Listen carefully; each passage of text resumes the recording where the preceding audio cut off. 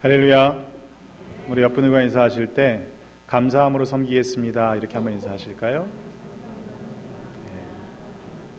하나님이 부어주는 은혜를 우리가 빼앗기지 않고 날마다 감사함으로 섬기는 모두가 되시기를 주님의 이름으로 축원합니다.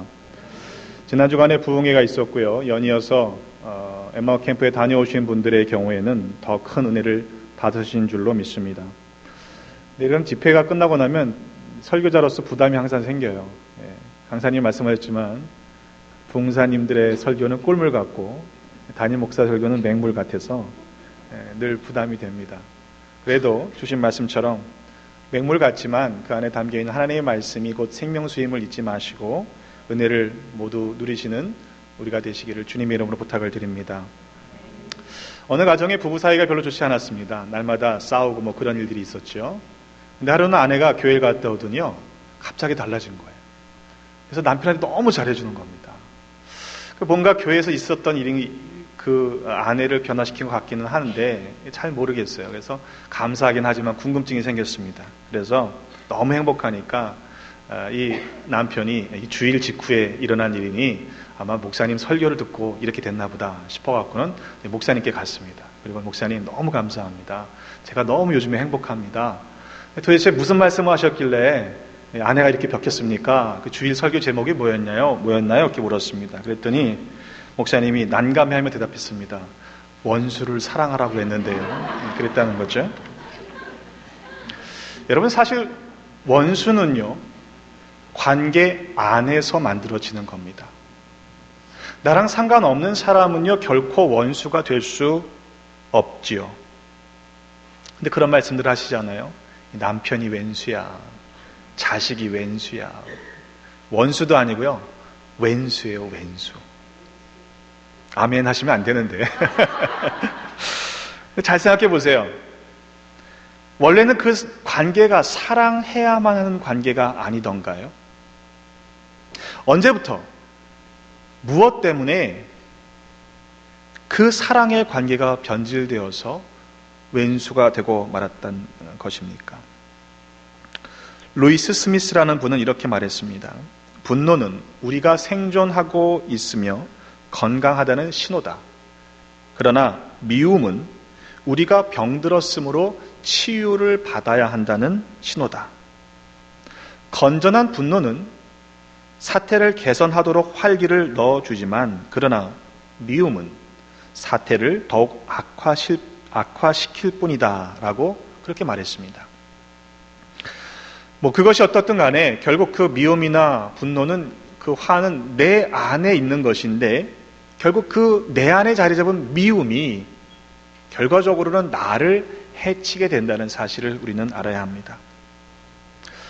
깨어진 관계가 쉽게 화해되지 못하는 이유는 무엇일까요?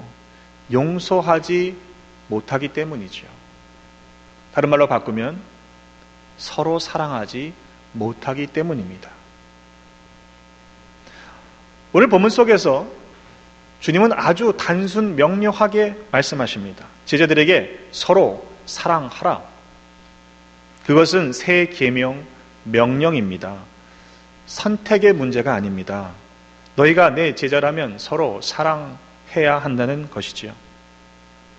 하지만 이 말씀을 받고 있는 제자들의 상황은 그렇지 않습니다.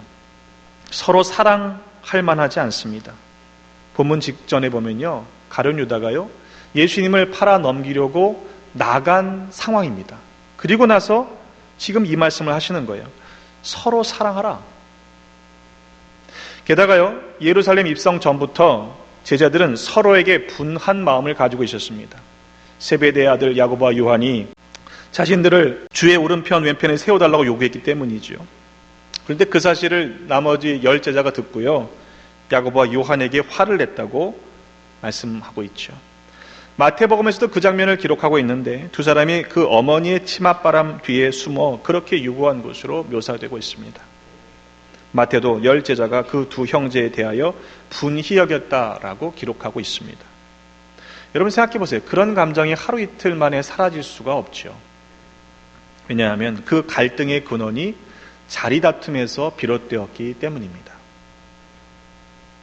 예수님께서요, 3번씩이나 앞으로 당하실 고난에 대해서 말씀하셨어요. 이제 곧 잡히시게 되는 순간이 임박했습니다. 그런데 그 말씀이 제자들의 귀에는 들리지 않았던 것입니다. 이제 곧 나라가 시작될 거야. 그러니 지금까지 생고생하며 따라다녔던 이 일들이 헛되지 않을 거야 라고 기대했던 것이죠. 그 나라가 시작되면 자신들에게는 그 공로를 보상받아서 큰 자리, 높은 자리에 한 자리씩은 주실 거야 라고 엉뚱한 생각만 하고 있었던 것입니다. 제자들 모두가 그랬습니다. 그런데 그런 제자들을 향해 예수님께서 명령하시는 겁니다. 서로 사랑하라. 왜입니까? 왜 서로 사랑해야 합니까? 그 이유는 사랑이 하나님께 속한 것이기 때문입니다. 요한일서 4장 7절로 8절의 말씀에 보면 사랑하는 자마다 하나님으로부터 나서 하나님을 알고 사랑하지 아니하는 자는 하나님을 알지 못하나니 이는 하나님은 사랑이심이라 그랬어요. 또 요한일서 4장 20절로 21절의 말씀에 보면 누구든지 하나님을 사랑하노라 하고 그 형제를 미워하면 이는 거짓말하는 자니 보는 바 그 형제를 사랑하지 아니하는 자는 보지 못하는 바 하나님을 사랑할 수 없느니라. 우리가 이 계명을 주께 받았으니 하나님을 사랑하는 자는 또한 그 형제를 사랑할지니라 이렇게 말씀했습니다. 즉 서로 사랑하지 않는 것은요 하나님께 속하지 않았다는 말이 되는 것이죠. 요한일서 3장 10절에도 말씀합니다. 이러므로 하나님의 자녀들과 마귀의 자녀들이 드러나나니 무릇 의를 행하지 않는 자나 또는 그 형제를 사랑하지 아니하는 자는 하나님께 속하지 아니하니라. 이런 말씀 들을 때요 그런 생각이 들잖아요. 에이 그냥 미워하지 않는 것만 해도 다행이지 않나. 굳이 꼭 사랑까지 해야 될 이유가 뭐가 있나. 이렇게 반문할 수 있습니다. 그러나 요한일서 3장의 말씀을 보면 사랑하지 아니하는 자는 사망에 머물러 있는 것이라고 말씀하고 있는 것입니다. 그것은 그저 좋으냐 싫으냐 관계의 문제가 아니라 그것을 넘어서서 존재의 문제다. 이렇게 말씀하시는 것이지요. 그래서 사도 요한은 그 말씀을 이렇게 적용합니다. 요한일서 3장 15절의 말씀에 그 형제를 미워하는 자마다 살인하는 자니 살인하는 자마다 영생이 그 속에 거하지 아니하는 것을 너희가 아는 바라 그랬어요. 때문에 이 서로 사랑하라라고 하는 명령은 단순히 좋고 싫음의 차원을 넘어서서 믿음의 문제라는 사실을 우리는 잊지 말아야 할 것입니다. 서로 사랑하면 구원받게 될 거야. 그게 아닙니다. 구원받은 하나님의 사람은 서로 사랑하게 되어 있다라는 것이죠. 자, 그렇다면 어떻게 사랑해야 합니까? 그것은 예수님께서 제자들을 사랑하신 것 같이 사랑해야 한다는 것입니다. 카도스의 사랑이라고 이야기를 합니다. 이 뜻이 같이라는 뜻이에요. 예수님께서 우리를 사랑하신 것 같이 그처럼 사랑해야 한다는 것입니다. 주님께서는 그 사랑이 하나님께로부터 시작된 것이라고 말씀하십니다. 요한복음 15장 9절의 말씀에 보면 아버지께서 나를 사랑하신 것 같이 나도 너희를 사랑하였으니 나의 사랑 안에 거하라 그랬습니다. 독생자 아들을 아끼지 아니하시고 내어주신 아버지 하나님의 사랑입니다. 예수님도 그 사랑, 하나님 아버지의 사랑처럼 같이 우리를 사랑하셨습니다. 십자가에서 죽기까지 그 보혈을 아낌없이 다 흘리시기까지 내어주신 사랑입니다. 또 말씀하시기를 사람이 친구를 위하여 자기 목숨을 버리면 이보다 더 큰 사랑이 없다라고 하셨죠. 그리고 제자들을 향해서 나의 명하는 대로 행하면 나의 친구다라고 말씀하셨습니다. 자, 그렇다면 지금 제자들을 향해서 친구를 위하여 자기 목숨을 버리는 것 같은 가장 큰 사랑을 하라라고 명령하시는 것입니다. 지금 자리다툼을 하고 있는 제자들을 향해 하시는 말씀이에요. 근데 이게 과연 가능한 일입니까? 우리 속에선 이게 알긴 알겠는데 이게 현실적으로 가능하냐? 라고 묻게 되죠. 왜 말씀 앞에서 이것이 불가능한 것처럼 여겨집니까? 왜냐하면 우리가 경험하는 사랑은 실은 이와 같은 사랑이 아니기 때문입니다. 우리가 쉽게 이건 할 수 없는 일이야 라고 단정짓는 이유는 우리의 사랑으로 사랑하려고 하기 때문이죠. 여러분, 우리의 사랑은 대부분은요, 실은 이기적인 사랑입니다. 나를 위한 사랑이라는 말입니다. 너를 위한 사랑조차도 흔하지 않습니다. 그것도 실은 잘 분석해 보면 나를 위한 사랑일 때가 더 많죠. 내가 좋아서 하는 사랑입니다. 그래서 사랑할 만한 사람만 사랑하게 되는 것이지요. 때문에 미운 사람은 결코 사랑할 수가 없는 것입니다. 그런데 예수님께서는 누가복음 6장 27절로 36절에 이렇게 말씀하셨습니다. 좀 깁니다만 제가 그대로 인용합니다.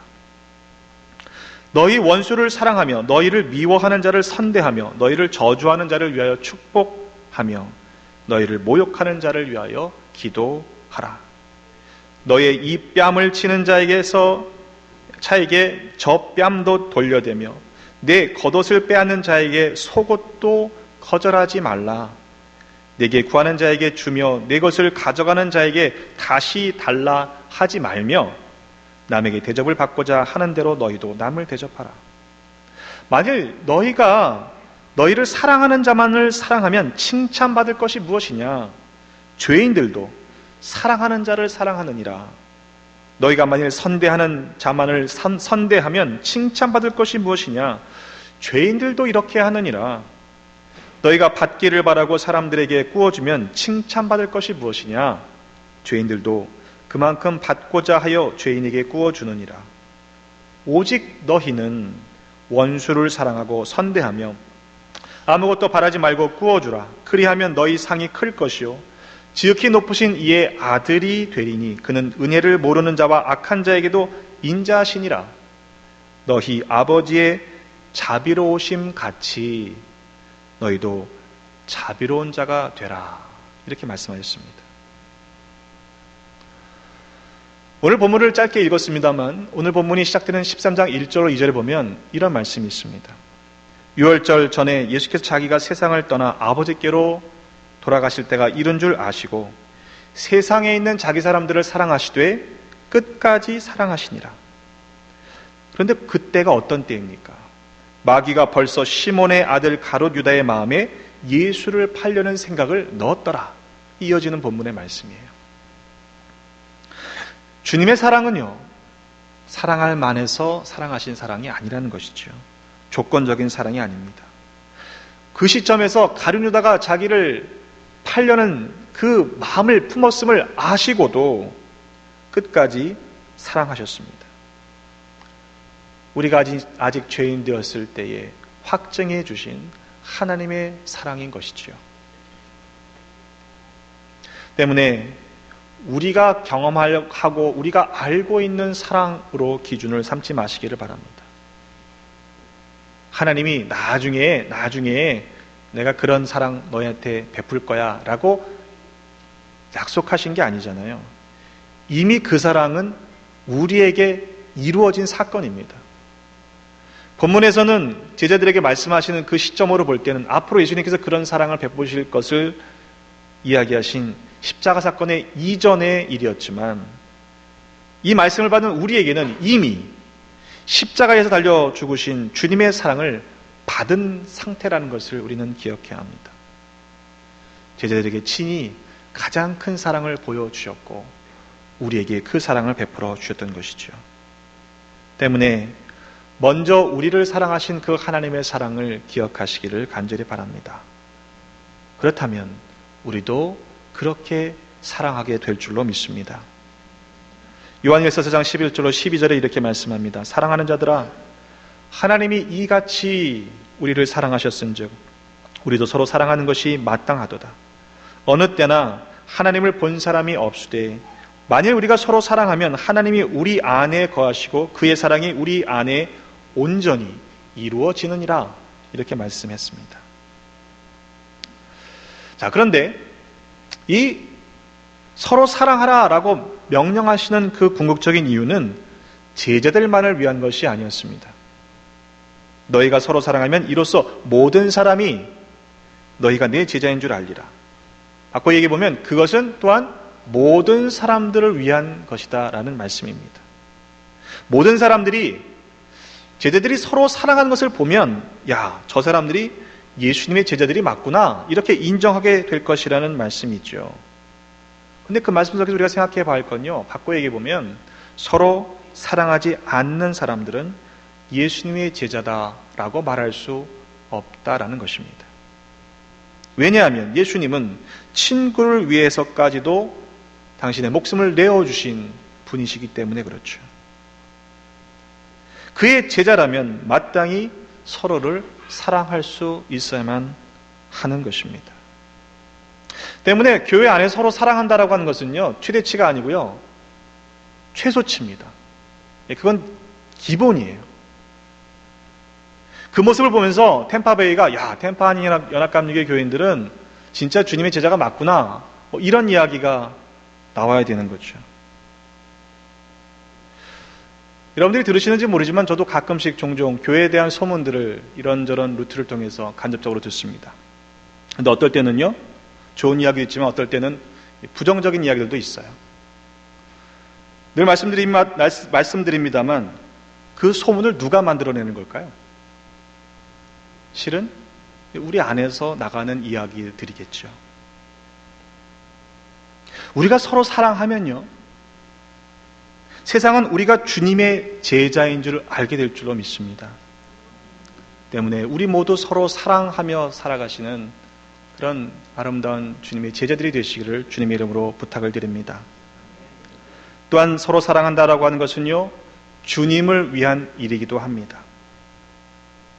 만약 우리가 서로 사랑하지 않으면요, 모든 사람들이 예수님에 대해서 오해하게 될 수도 있기 때문입니다. 우리가 주님의 제자라고 우기는 거예요. 나는 주님의 제자야 그러는데 사랑하지 않는 거예요. 그러면 모든 사람들이 예수님이 저렇게 가르치셨겠구나 라고 예수님을 오해하게 될 수도 있다는 이야기이지요. 그렇게 되지 않기 위해서라도 서로 마땅히 사랑해야 합니다. 여러분, 서로 사랑하지 않는 교회가 부흥될 리가 있나요? 없습니다. 서로 사랑하지 않는 교회는요, 전도의 문이 막히게 되어 있습니다. 교인들끼리 서로 교회 안의 이슈들을 가지고 싸우면서 세상의 법정을 향해 누가 옳으니 그르니 라고 따져 판단해 달라고 요구하는 교회는 이미 그 교회의 본질을 잃은 것이나 다름이 없습니다. 서로 사랑하라는 말씀은요, 그냥 우리끼리 서로 잘 먹고 잘 살고 행복해지라는 그런 말씀이 아닙니다. 본문에 보면 제자인 우리가 모든 사람에게 주님이 어떤 분이신지를 알려야 하는 책임이 있다라는 사실을 가르쳐주고 있는 것이죠. 하지만 안타깝게도 교회에 대한 많은 기사와 많은 소식들 가운데 세상의 소금과 빛의 역할을 감당하라라고 세우신 그 이야기보다 더 안타까운 이야기들이 많이 들려옵니다. 세상을 이처럼 사랑하사 독생자를 주신 하나님의 그 애끓는 마음이 더 이상 우리들에게 느껴지지 않습니다. 언제부터인가 교인의 수가 많고 적음이 목회의 성공의 여부가 되고 말았습니다. 세상적인 기준을 가지고 큰 교회, 작은 교회를 저울질하는데 익숙해져 버렸습니다. 목사님들조차도 작은 교회를 섬기면 열등감에 빠지는 그런 모습으로 목회하고 있는 것이 이 땅의 현실입니다. 그래서 어떻게 하면 교회 안에 더 많은 교인들을 채울 것인가, 얼마나 많은 예산, 얼마나 많은 인원인가를 먼저 생각하는 이 시대가 되어버리고 말았습니다. 여러분, 교회를 위한 교회가 되어서는 안 될 것입니다. 예수님만 자랑하시는 모두가 되시기를 주님의 이름으로 부탁을 드립니다. 우리를 위해서 목숨도 내어주신 주님의 사랑을 전하십시오. 그러기 위해서는 우리가 먼저 사랑해야 합니다.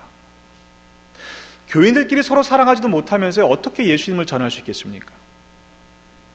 교회와 성도들을 자랑스럽게 여기지 못하면서 어떻게 전도할 수 있겠습니까?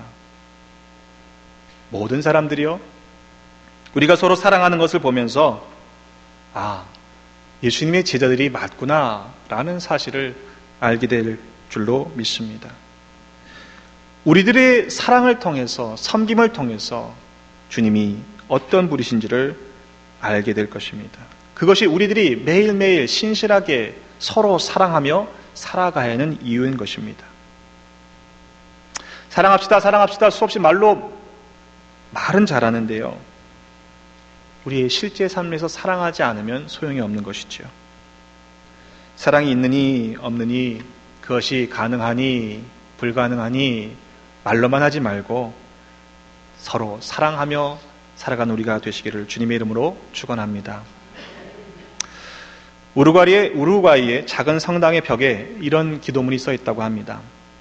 우리의 모습들을 다시 한번 반성해 볼 수 있는 그런 기도문 같아요. 그래서 나누기를 원합니다. 하늘에 계신 하지 말아라, 세상 일에만 빠져 있으면서. 우리 하지 말아라, 너 혼자만 생각하며 살아가면서. 아버지 하지 말아라, 아들 딸로서 살지 않으면서. 이름이 거룩히 빛나시며 하지 말아라, 자기 이름만 빛내기 위해 안간 힘을 쓰면서. 나라가 임하오시며 하지 말아라, 물질 만능의 나라를 원하면서. 뜻이 하늘에서 이루어진 것 같이 땅에서도 이루어지이다 하지 말아라, 내 뜻대로 되기를 기도하면서. 오늘 우리에게 일용할 양식을 주시옵고 하지 말아라, 가난한 이들을 본체 만체 하면서. 우리가 우리에게 죄 지은 자를 사하여 준 것 같이 우리 죄를 사하여 주시옵고 하지 말아라, 누구에겐가 아직도 앙심을 품고 있으면서. 우리를 시험에 들게 하지 마시옵고 하지 말아라, 죄 지을 기회를 찾아다니면서.